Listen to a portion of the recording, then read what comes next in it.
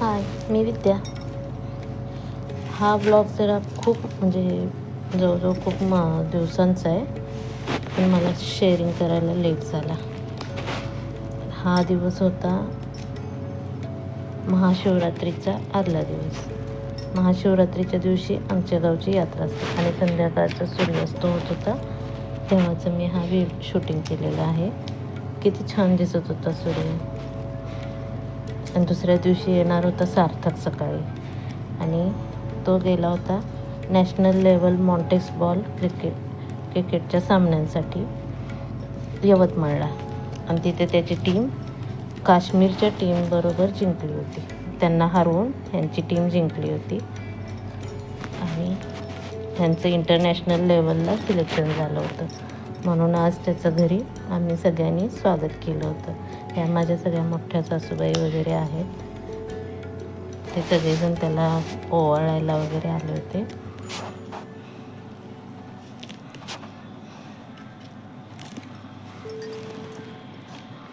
सगळ्यांना खूप आनंद झाला होता.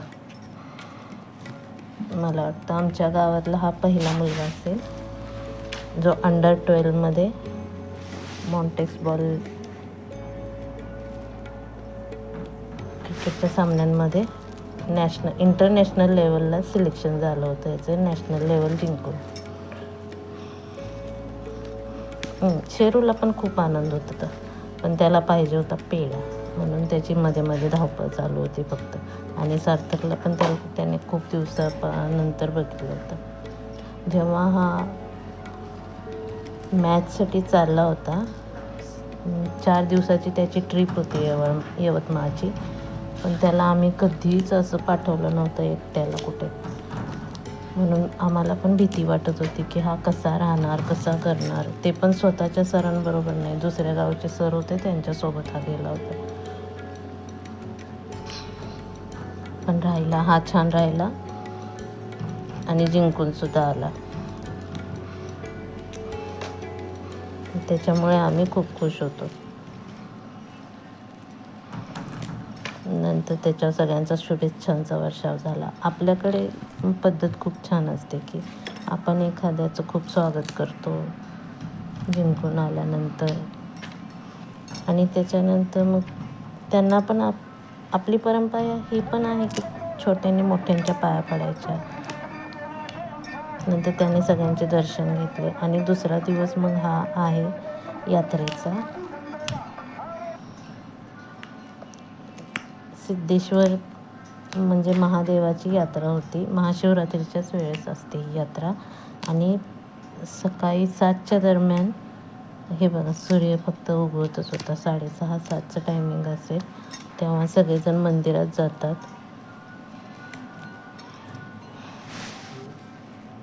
आणि तिथे मग हे सासन काठ्या नाचवल्या जातात. आम्ही सगळे तिथे उभा होतो, गुलाल उधळला जातो. देवाच्या पालखीची 5 फेरे मंदिराला केले जातात. नारायण स्वामी मंदिर आणि महादेवाच्या मंदिराला 5 फेरे सासन काठ्या आणि पालखीच्या केल्या जातात. सासन काठे इथे नाचवतात, एकमेकांना भेटवतात सुद्धा.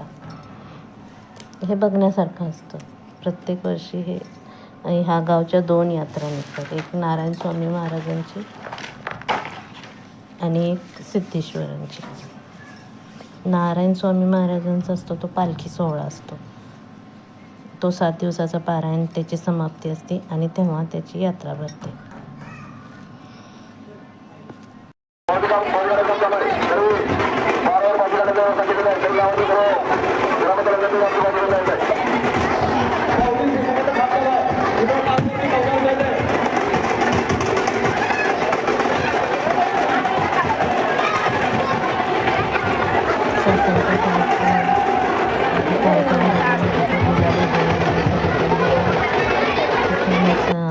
मुलांना खायला वगैरे. आणि हा सार्थकचा बॅनर लावला होता गावामध्ये. गुलाल वगैरे घेऊन आम्ही गेलो मग यात्रेमध्ये जरा थोडाफार नाश्ता केला. सार्थक, त्याची बहीण वगैरे जरा खेळले. नंतर परत आम्ही घरी आलो. घरी आल्यानंतर मग परत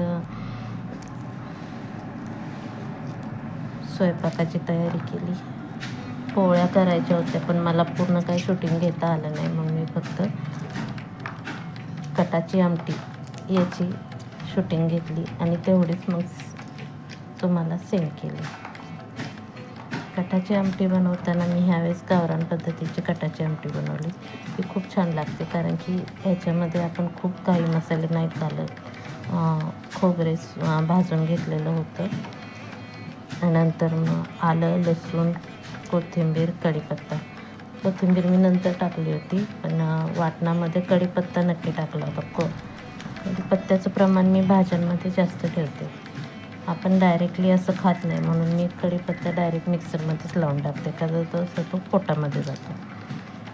आणि त्याच्यानंतर ते मसाला बारीक करून घेतला.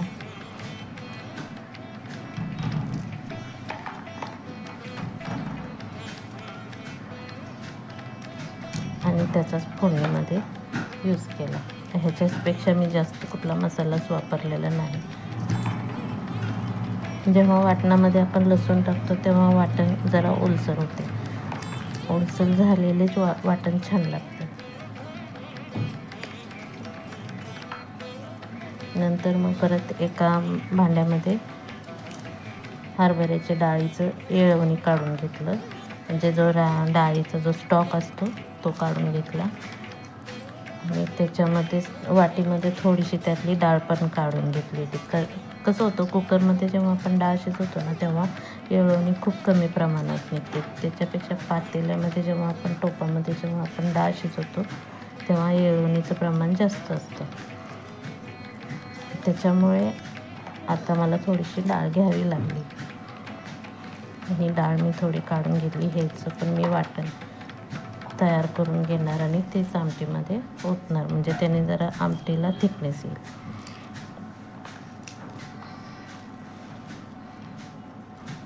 नंतर टोपामध्ये जिरे मोहरी आणि कढीपत्त्याची फोडणी दिली. आणि शेक किंवा आमटी असं जेव्हा आपण बनवतो तेव्हा तेलाचं प्रमाण जरा जास्त लागतं नेहमीच्या भाज्यांपेक्षा, कारण की ह्या आमटीला नावच कटाची आमटी आहे. कट आला पाहिजे ना आमटीला, म्हणून मग तेल जरा जास्त घेतलेलं आहे. आणि त्याला फोडणी दिली. खोबरं, आलं लसूणची पेस्ट केलेली ती छान भाजून घेतली. आणि नंतर मग परत खरपूस छान भाजून घ्यायची. जेवढं आपण त्याला छान भाजून घेतो तेवढीच त्याची चव छान येते.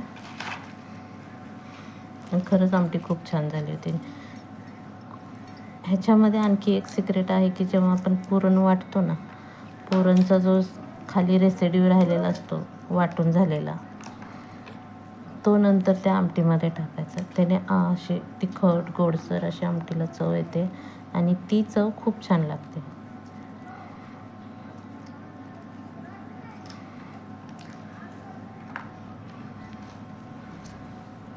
हळद टाकून घेतली.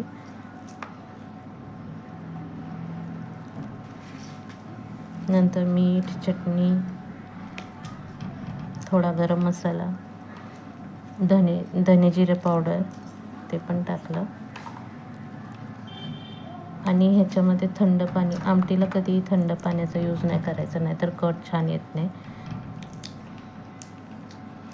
पाणी गरम करूनच घेतलेलं आहे मी. साईडच्या गॅसवर पाणी गरम करायला ठेवलं होतं. तेच नंतर मी त्यात ओतलं. आणि नंतर मग साईडला सगळ्यात शेवटी कोथिंबीर टाकून घ्यायची.